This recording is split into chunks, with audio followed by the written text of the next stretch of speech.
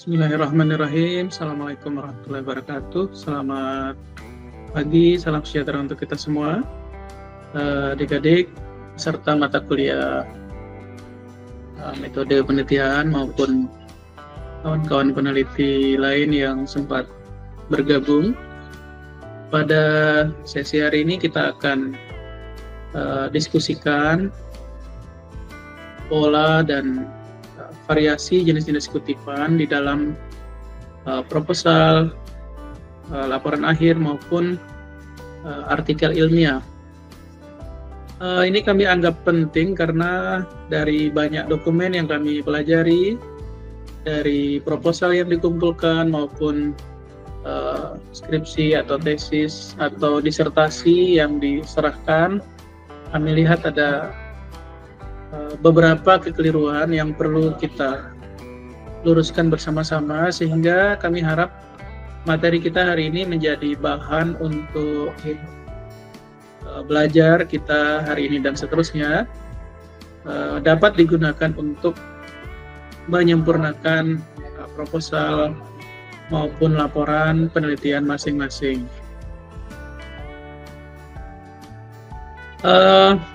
File berikut ini memberikan beberapa contoh dan variasi dalam penulisan kutipan, baik dalam proposal, laporan maupun karya ilmiah yang dibuat oleh masing-masing. Sementara kami gunakan style sebagai contoh yang umum kita gunakan. Kalaupun pada prinsipnya sama juga untuk gaya kutipan yang lain, nanti silakan disesuaikan dengan kebutuhan masing-masing. Pertama kita lihat ada jenis kutipan langsung atau direct quotation. Ini maksudnya kita menggunakan kata-kata yang persis dari sumber asli. Jadi dalam hal ini kita bisa bagi menjadi beberapa kategori. Yang pertama ada yang bentuknya kutipan pendek jika mungkin kurang dari sekitar 40 kata. Ini diintegrasikan langsung ke dalam teks, umumnya ditulis dengan diapit dengan tanda kutip ganda ya, seperti yang ada. Ini ada contohnya, ada Smith 2020 menyatakan ini ada tanda kutip yang ada di sini.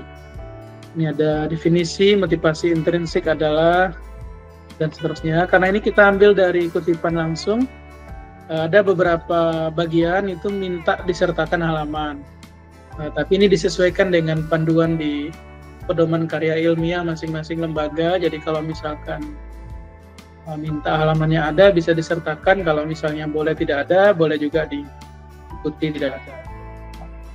Kemudian ada variasinya, contoh ini kutipan pendek ini bisa juga dibentuk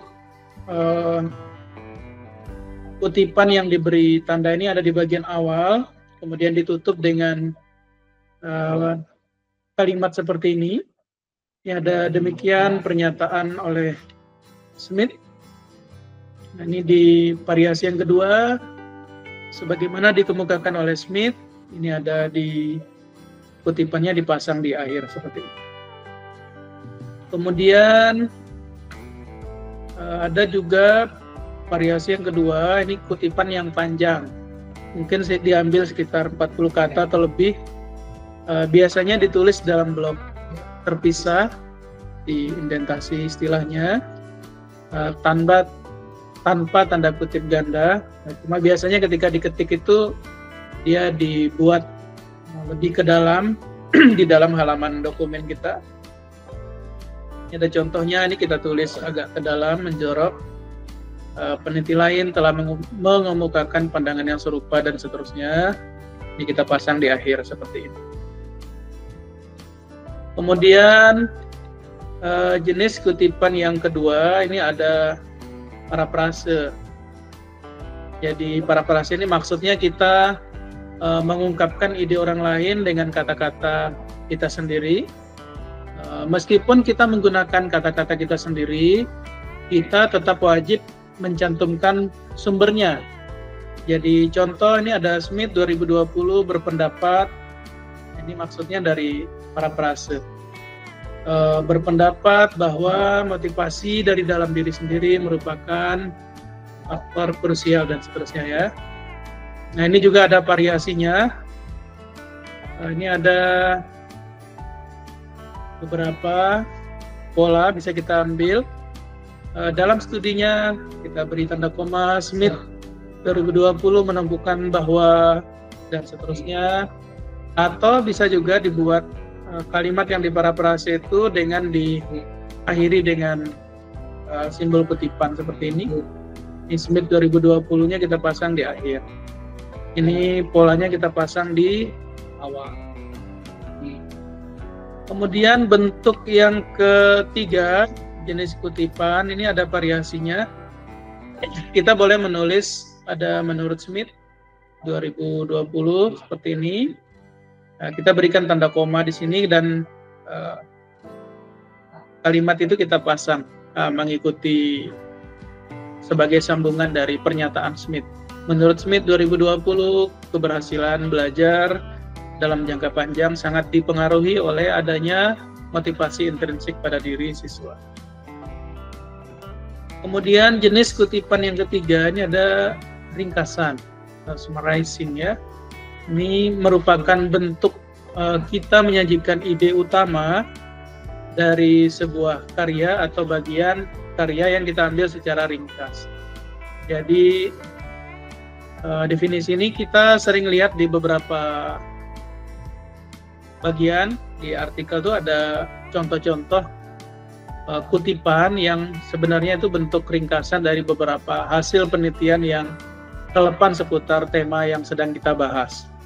Ini ada contohnya, misalkan penelitian oleh Smith 2020 dan Jones 2022 secara konsisten menunjukkan pentingnya motivasi intrinsik dalam konteks pendidikan.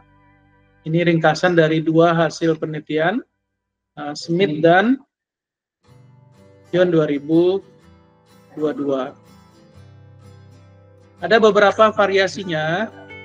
Yang pertama ini ada variasi di mana keduanya ditulis dalam kurung seperti ini.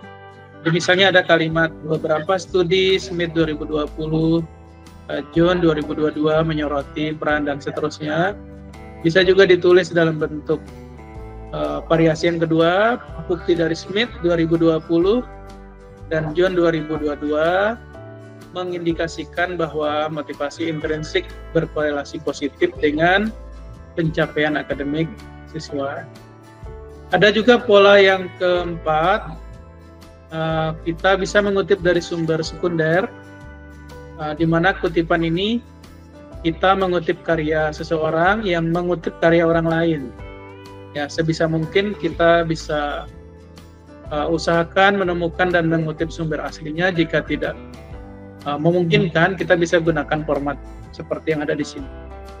Piase seperti dikutip dalam Clavel 1977 menyatakan, ini kadang kita juga menemukan pola seperti ini, tapi sedapat mungkin teman-teman bisa mencari dan menemukan sumber aslinya untuk dikutip. Kemudian ada juga pola yang kelima, ini yang terakhir. Ini mengutip beberapa karya dalam satu kurung ya.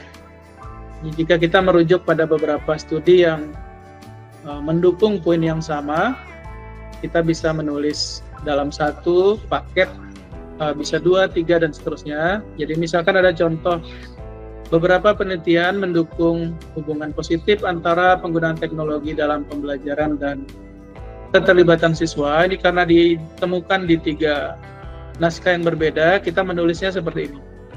Di Johnson et al. 2018, ada Lee and Wang 2019, ada temuan yang sama oleh Smith 2020. Ini bisa digunakan sebagai pola. Kita bisa mengurutkan penulis dalam kurung, biasanya berdasarkan abjad atau kronologisnya ya. Kita bisa menyesuaikan dengan gaya kutipan yang kita gunakan. Kemudian ada beberapa poin penting yang kita perlu perhatikan. terkait tema bahasan ini. Yang pertama, kita perhatikan konsistensi dalam penulisan. Kita pilih satu gaya kutipan atau menggunakannya secara konsisten pada seluruh tulisan yang kita buat. Yang kedua, kita harus memastikan bahwa kutipan langsung itu sama persis dengan sumber aslinya, baik ejaan maupun tanda baca, kalau kita menggunakan kutipan langsung. Yang berikutnya, kita perhatikan kelengkapan. Semua informasi yang diperlukan sesuai dengan gaya kutipan yang kita gunakan, baik nama penulisnya, tahun publikasi, dan nomor halaman untuk yang kita kutip secara langsung. Demikian rasanya ya. Jadi kalau misalnya ada yang ingin ditanyakan, silakan disampaikan. Bisa